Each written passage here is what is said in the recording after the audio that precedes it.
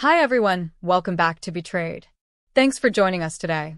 We've got a brand new story to share, so let's get started.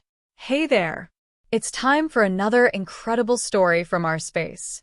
You've been here before, and this time, you're trusting what you already know. Cheaters don't deserve second chances. Today on our space.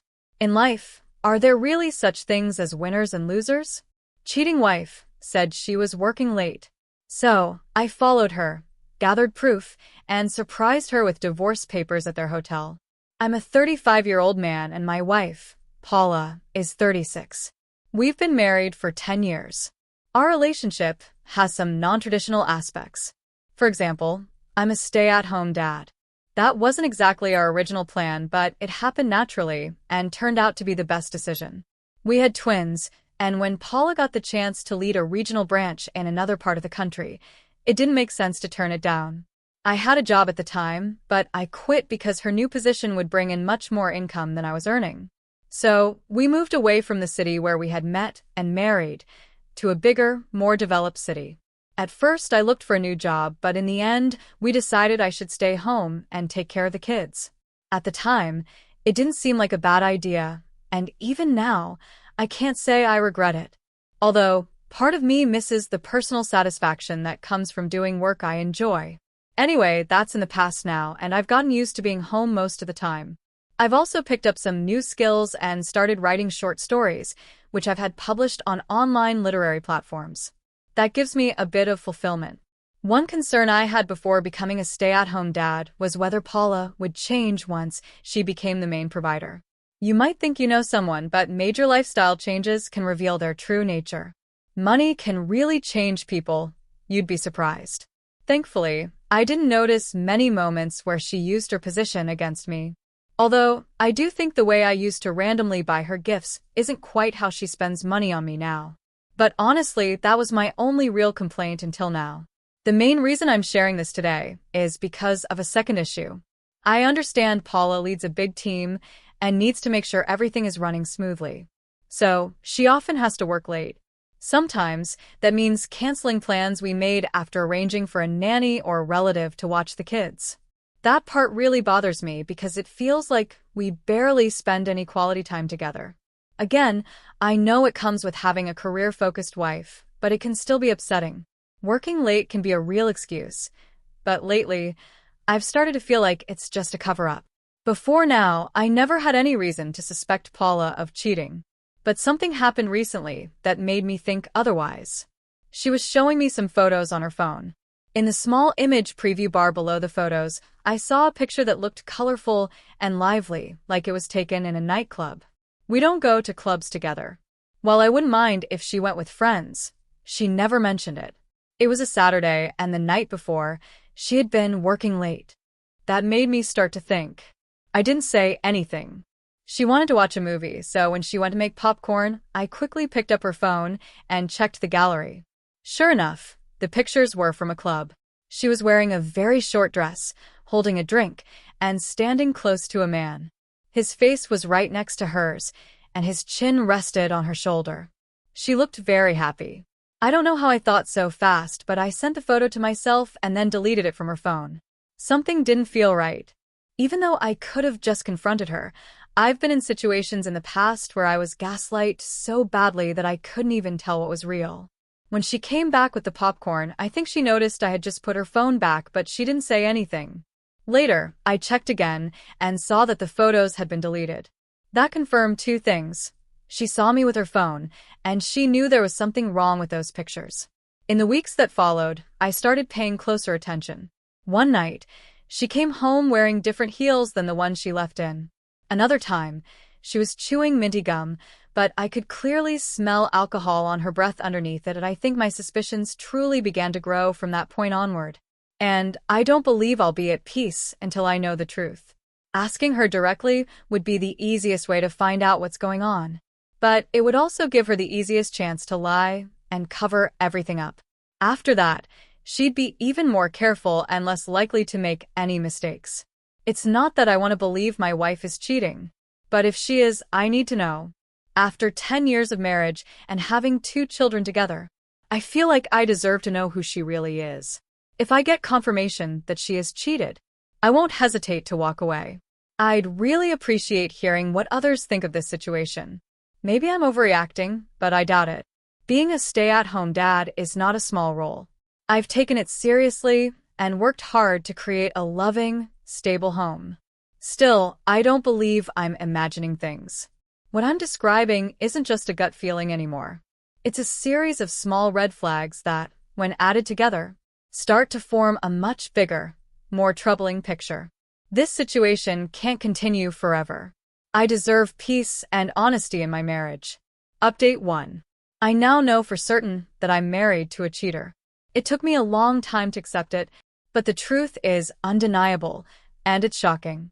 From the beginning of our relationship, I made it clear that loyalty was extremely important to me. She claimed it was important to her, too. She even told me she had been cheated on several times in the past, and never wanted to go through that kind of heartbreak again. I felt for her. I had also been cheated on, twice by the same woman. I forgave her the first time, but I couldn't the second. That's exactly why I won't be giving Paula a second chance. Cheaters don't deserve second chances. And I hope everyone who reads this keeps that in mind. To be clear, I haven't told Paula that I know she cheated, and we're not divorced yet. But I've been quietly gathering all the proof I need. I've noticed that she's now extremely protective of her phone. She keeps it with her at all times. I don't know if I might have accidentally shown her that I'm suspicious, but she's definitely making it harder for me to check anything. Still, she continues to come home late from work, and there's not much I can do about it. With the kids in my care, it's not really practical to follow her or try to track her movements. But recently, I found out everything. One week, we had an argument. I told her that I wanted to pursue a master's degree, so I could eventually return to the workforce. By the time I'd finished the program, our kids would be older, and we'd feel more comfortable leaving them with a babysitter when needed.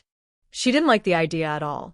She said I had agreed to be a stay-at-home dad, and that suddenly going back to school would disrupt our arrangement.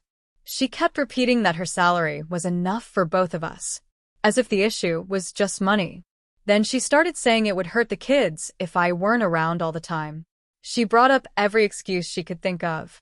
She even said it would be an unnecessary expense. That part really made me angry. The discussion turned into a quiet shouting match, as loud as we could argue without waking the kids upstairs. We never really finished the conversation. I didn't cancel my plans because of it either. But honestly, none of that matters anymore. She's not going to have a say in my future for much longer. After that fight, I began sleeping in the guest room. I think it was the very next work night that she came home later than usual. She hadn't told me she'd be staying late.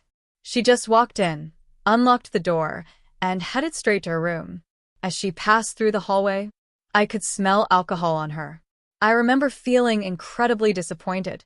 She had clearly been drinking and had still decided to drive home. About 15 minutes later, I heard her snoring in the bedroom.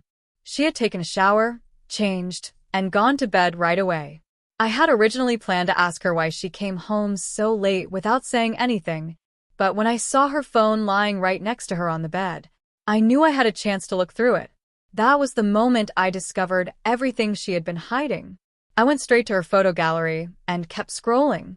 If I'd had more time, I would have matched the pictures to the nights. She said she was working late. Still, I found 3 separate occasions in the last 2 months where she was out having dinner with a man, just the 2 of them. It wasn't a work event. It was personal. And that very night, she had taken a selfie at a bar. I couldn't confirm from the photo alone if she was with someone, but it clearly wasn't part of any office gathering. That very night, there was a selfie she had taken at a bar. I couldn't confirm from that photo alone whether she was with anyone. I quickly checked all her social media apps. But again, there wasn't any solid proof of cheating there. Then I thought of checking her email, and that's where I found everything. One of the most recent emails was from someone named Tony. Even though the subject line sounded formal and professional, it was clearly an invitation to dinner. When I opened the full thread, I saw that they had been planning meetups for almost a year. From his email signature, I could tell he worked in the same industry as her. But after checking LinkedIn, I confirmed they weren't employed at the same company. So they must have met through another channel. There wasn't direct proof in the emails that they were sleeping together. But then I reached the message where he suggested meeting at the usual place. And she replied with just one word: hotel. That was all the proof I needed. I forwarded the entire email thread to myself and then deleted it from her sent folder. To say I was furious would be an understatement. This discovery has been eating away at me. It's only been a few days, but I've already spoken to a divorce lawyer. I hate that my suspicions turned out to be true. I hate it deeply, but at the same time, I'm relieved that I'll be able to cut ties with someone I can never trust again. From this point forward, the only connection I want with her is through our kids. None of this is my fault. I'm proud of myself for not ignoring the signs, or staying just for the sake of convenience or denial. Update 2. Final update. This is the conclusion of my story. As many of you would expect, divorces are rarely smooth, and mine wasn't either. But overall, it played out mostly the way I hoped, and that's enough for me. Here's how it went down. After collecting clear evidence, the emails with her affair partner, the photos from her gallery showing her at bars and dinners when she said she was working late, I met with my lawyer and got the divorce papers ready. That Saturday, I arranged for our kids to spend the night with their cousin, so the house would be empty when she got home. As usual, she texted me saying she'd be working late. I pretended to be fine with it. At that time, I was sure she was still at the office. So I drove there and parked in a spot where I could see the exit. At exactly 6 p.m., her regular closing time when she wasn't working late, I saw her car pulling out. I took a picture of her car with the license plate visible and a timestamp, just to have additional proof. Then I followed her. I was lucky that day. She went straight to a hotel, not to a dinner or club. It wasn't a fancy hotel, just a standard place, probably cheap enough for regular meetups. I parked far away and kept my distance as I followed her inside. I had the divorce papers with me and was fully ready to serve them on the spot, leaving no room for denial or excuses.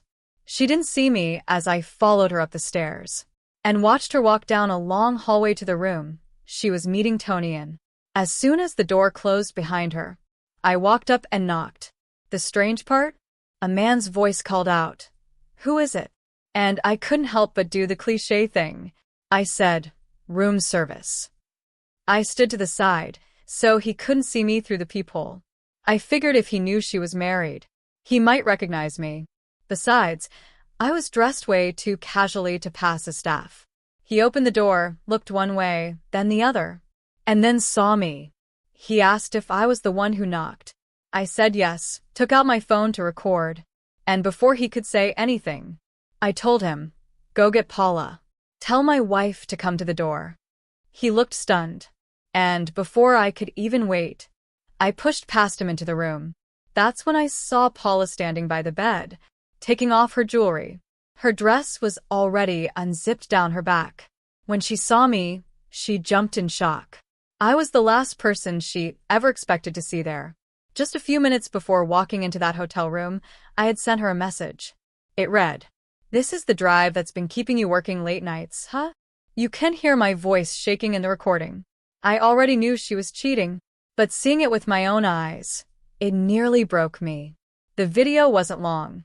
Tony didn't interfere. I simply handed her the divorce papers and told her to take them. She did. I said, "It's over. I've known about this longer than you think." And with that, I walked out. I asked my brother to keep the kids overnight again, and I explained everything that had happened. Thankfully, that wasn't a problem. She came home about 30 minutes after I did. She quietly sat down on a chair in the living room. It was clear she didn't know what to say.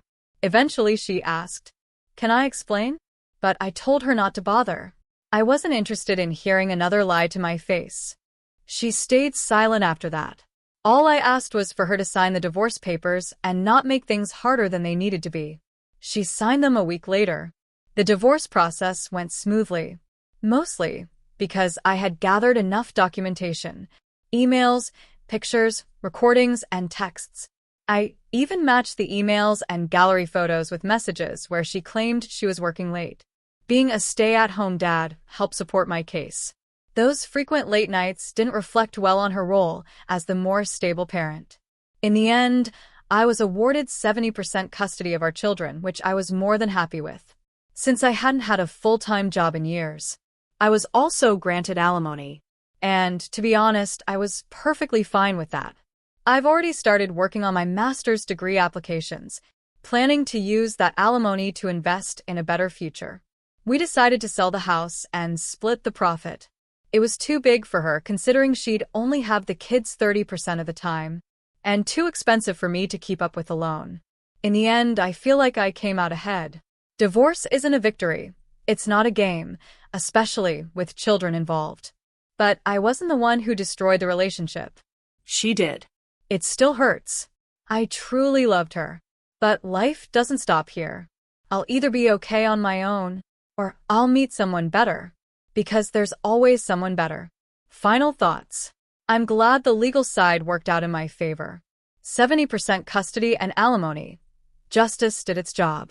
And turning that alimony into something meaningful like a master's degree? That's power. That's healing. It's heartbreaking that things ended like this.